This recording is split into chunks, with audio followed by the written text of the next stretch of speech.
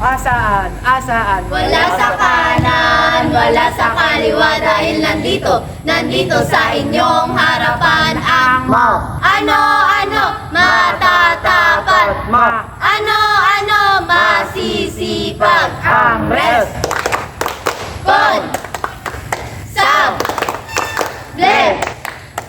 responsable, marespeto, kahit kanino di susuko.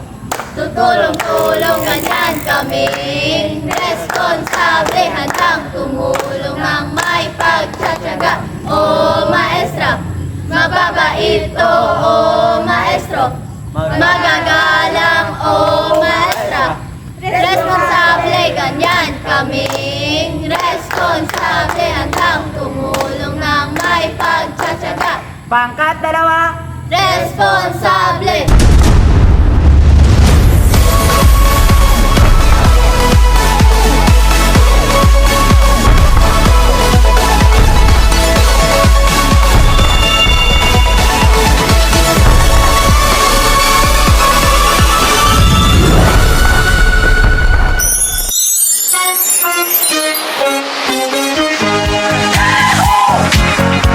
Is it your celebration? Ladies and gentlemen, please welcome your host.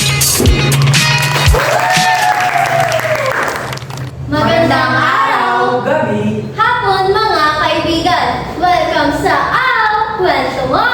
Right, aral ko. Ang inyong kasama, Tuwing alas 2 ng hapon. ako si Paris, Andrehan, ang inyong host. At ngayon ay ating pag-uusapan ang tungkol sa isang kwento ng magkakaibigan. Ang iba, kundi si MJ Tabada, MJ Tabada, MJ Tabada. Drifting from my innocence, I wanna be.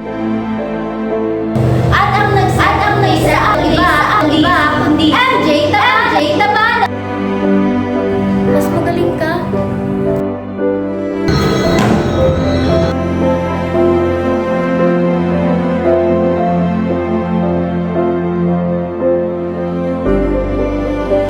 Anong ginagawa mo? Wala. Congrats nga para sa inyo ng kaibigan mo na si Kyra. Naka-place kayo first and second. Kaya nga kaya lang naman siya nanalo kasi tinulungan ko siya. Kung hindi ko siya tinulungan, hindi siya magiging first place. Akala ko ba naman kaibigan yung turing niya sa akin? Na nasubok dahil sa paninira at inggit. Palakpakan natin ang ating mga panauhin, sila NJ at Kaya.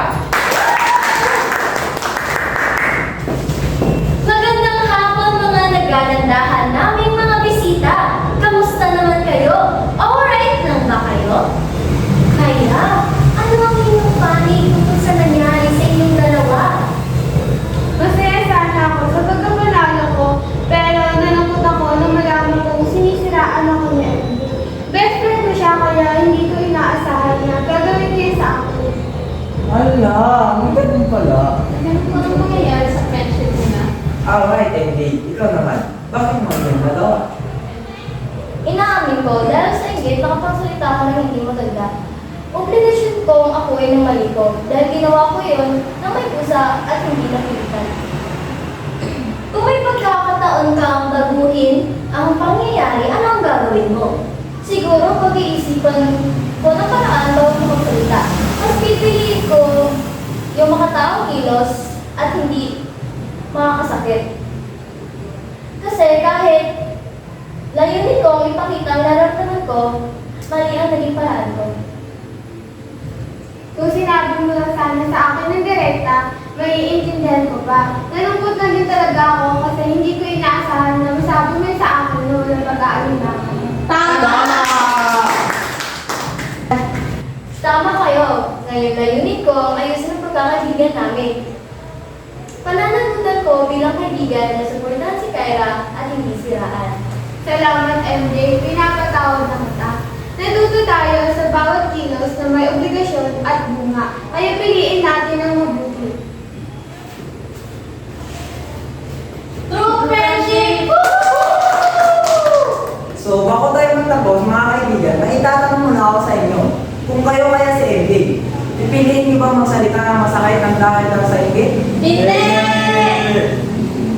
Alright, yan ang gusto kong marinig. Kasi ang kilos na walang pusang loob ay madalas magdulot sa kapahamakan. Tama ba? Tama! Eh paano naman kung kayo si Kyra? Anong layunin ninyo? Magalit ng tuluyan o patawarin upang maibalik ang pagkakaibigan? Patawarin kasi mas mahalaga ang friendship. Alright, tama yan. Kasi sa proseso ng pagkilos, ang huli ay magsasakilos ng paraan upang maging mabuti ang sitwasyon. Alright! Napakagandang aral mga kaibigan. Lagi nating tatandaan na bago tayo kumilos, isipin muna ang layunin, ang paraan at ang epekto. Ang makataong kilos ay may laging may pananagutan, kaya piliin natin ang tama. Dahil ang pinakamataas na obligasyon ay ang Kabutihan sa sarili at sa iba. dito nagtatapos ang episode ng Ang Kwento Mo! Right! Aral ko! Paalam at hanggang sa susunod!